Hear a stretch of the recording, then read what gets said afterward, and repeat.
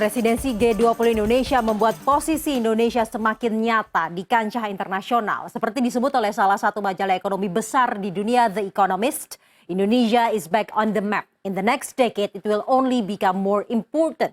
Bagaimana menyikapi kesuksesan Indonesia dalam presidensi forum ekonomi terbesar di dunia ini? Akan kita bahas bersama dengan Wakil Pimpinan Redaksi CNN Indonesia, Revolusi Riza, dan wartawan senior Tempo Bambang Harimurti. Mas Bambang, selain menyebut hal tadi, The Economist juga menyebut bahwa Indonesia matters once again.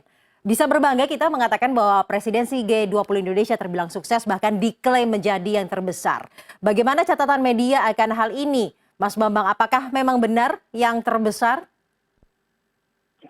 Saya kira itu betul, dan saya terutama pribadi berbangga bahwa Presiden Jokowi kembali memperhatikan masalah internasional, karena selama ini kan beliau boleh dikata sangat fokus pada masalah dalam negeri ya. Sehingga saya sendiri terus terang teman-teman ASEAN itu agak merindukan kepemimpinan ASEAN yang selama ini ada di Indonesia. Tapi kini Pak Jokowi begitu di G20 menunjukkan bagaimana Indonesia itu memang bisa berperan. Bayangkan kan seperti disebut The Economist, tahun ini satu-satunya kepala negara dunia yang bertemu, berdialog dengan Putin, dengan Xi Jinping, dengan Zelensky, dan Joe Biden itu kan cuma Pak Jokowi gitu ya. Dan kita lihat juga bagaimana di G20 walaupun dalam suasana konflik yang panas, tetapi bisa menghasilkan deklarasi. Padahal sebelumnya tuh banyak diplomat kita sudah khawatir nih, jangan-jangan kita sama sekali tidak akan menghasilkan deklarasi. Tapi ada kenyataannya bisa dihasilkan deklarasi, dan Presiden Jokowi bersama tim luar negerinya berhasil mengembalikan G20 ke marwahnya sebagai organisasi pemilik boleh dibilang 80% ekonomi global untuk fokus pada masalah ekonomi. Dan tentu bukan berarti tidak boleh membicarakan masalah yang non-ekonomi, tapi masalah non-ekonomi itu yang berkaitan dengan masalah ekonomi. Dan jangan lupa ini kan juga amanat dari konstitusi kita ya, bahwa Indonesia harus berperan dalam turut serta menjaga perdamaian dunia dan kesejahteraan umat. Saya kira dalam hal ini kita perlu memberi apresiasi yang tinggi pada Presiden Jokowi dan timnya yang kembalilah membuat Indonesia muncul dan dihargai kembali di dunia internasional setelah bertahun-tahun ini Indonesia terlalu fokus pada keadaan dalam negeri. Baik, Indonesia kembali muncul di kancah internasional. Mas Revo, setelah presidensi G20 ini kemudian posisi Indonesia di mata dunia kembali terlihat, kembali penting seperti itu yang dinyatakan oleh The Economist. Bagaimana Indonesia bisa mengoptimalkan posisi tersebut untuk kemajuan bangsa dan juga negara Indonesia sendiri, Mas Revo? Iya, salah satu keuntungan ketika Indonesia itu menjadi presidensi G20 ini kan kita bisa mendesakkan beberapa agenda yang mungkin buat beberapa negara maju bukan menjadi prioritas utama gitu, atau mungkin mereka sudah lewat gitu ya masanya, karena mereka sudah menjalankan itu sejak bertahun-tahun yang lalu. Misalnya masalah transisi energi, kemudian masalah pemberdayaan perempuan, kemudian misalnya masalah lingkungan dan lain sebagainya gitu ya, yang selama ini mungkin buat negara-negara maju, negara-negara kaya itu sudah mereka laksanakan sebelumnya gitu. Nah, beberapa hal kemudian yang sekarang kita memiliki concern di dalam hal-hal tersebut gitu, kita bisa membawanya ke permukaan, dan ini saya pikir kita harus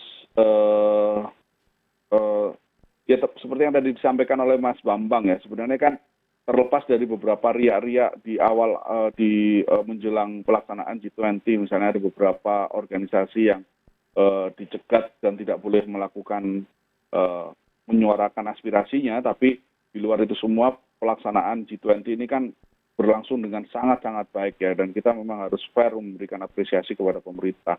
para panitia pelaksana. Kita melihat bahwa kepala negara yang hadir itu terlihat sangat santai gitu dalam beberapa event. Bahkan ada beberapa perdana menteri yang bisa berjalan beberapa kilometer di Bali, jalan kaki dan menggendong bayi gitu ya, menggendong bayi dari warga lokal, terlihat menikmati, dan beberapa kepala negara bisa berbincang santai di kafe-kafe yang ada di Nusa Dua gitu. Nah, yang sekarang memang yang harus kita lihat ketika kemudian berhasil menolorkan deklarasi ya, Sarza, dan persis seperti yang disampaikan oleh Mas Bambang, banyak yang awalnya itu khawatir bahwa komunike atau deklarasi itu tidak bisa tercapai, tapi kemudian ketika di hari kedua G20 itu bisa ditandatangani deklarasi, itu termasuk salah satu pencapaian yang cukup luar biasa dalam event KTT ini. Dan tentu kita sekarang melihat apakah kemudian 20 anggota negara-negara yang menjadi anggota ini komit untuk melaksanakan semua yang tertuang dalam deklarasi tersebut. Dan kalau melihat deklarasinya kan kita tentu berharap ini juga bisa membawa kebaikan buat bangsa Indonesia gitu ya, karena beberapa hal terkait dengan ekonomi, mengentaskan kemiskinan, kemudian termasuk isu-isu energi, kemudian isu-isu pangan, termasuk juga keadilan dalam akses kesehatan misalnya, itu menjadi hal yang buat sebagian warga negara Indonesia ini merupakan hal penting gitu ya, Sarza. Kita tahu bahwa memang secara total pendapatan negara ini kita besar, tapi secara distribusi kan kita masih memiliki jumlah orang yang di bawah garis kemiskinan ini masih cukup banyak gitu ya, Sarza. Baik, setelah keberhasilan Indonesia di presidensi G20 ini mendeklarasikan atau mengesahkan Bali Leaders Declaration, kedepannya pertanyaannya adalah apakah deklarasi ini dapat berjalan dengan konkret, karena ada opini-opini bahwa deklarasi-deklarasi yang disahkan dalam forum-forum internasional ini tidak memberikan banyak dampak yang signifikan terhadap negara-negara yang ikut serta di dalamnya, apalagi untuk dunia. Sebenarnya bagaimana catatan media mengenai hal ini, Mas Bambang? Bagaimana track recordnya sebenarnya, Mas Bambang? Sebetulnya Indonesia punya track record yang bagus ya dalam hal ini. Kita ingatkan konferensi Asia Afrika dulu diremehkan, tapi ternyata setelah deklarasi itu banyak sekali negara-negara yang kemudian menjadi merdeka yang tadinya terjajah. Itu saya kira dicatat sejarah, mungkin yang paling banyak negara merdeka setelah sebuah deklarasi itu deklarasi Asia Afrika ya. Itu mungkin sudah lebih dari 50 tahun yang lalu. Kemudian kita ingat deklarasi Paris Club dulu ya, yang Indonesia bersama Perancis dengan PBB akhirnya berhasil. Setelah deklarasi itu kita menghasilkan perdamaian di Kamboja ya. Kemelut yang memakan banyak sekali korban, Indonesia berjasa dan waktu itu bersama Perancis. Saya berharap sih sebetulnya Indonesia pun sekarang dengan kembalinya Indonesia ke gelanggang internasional dan saya kira mendapatkan respek yang baik dari pemimpin dunia, ini saatnya Indonesia maju selangkah lebih besar ya untuk mencoba mendamaikan konflik Ukraina misalnya. Karena konflik Ukraina-Rusia itu dampak ekonominya luar biasa ke dunia, terutama negara-negara miskin.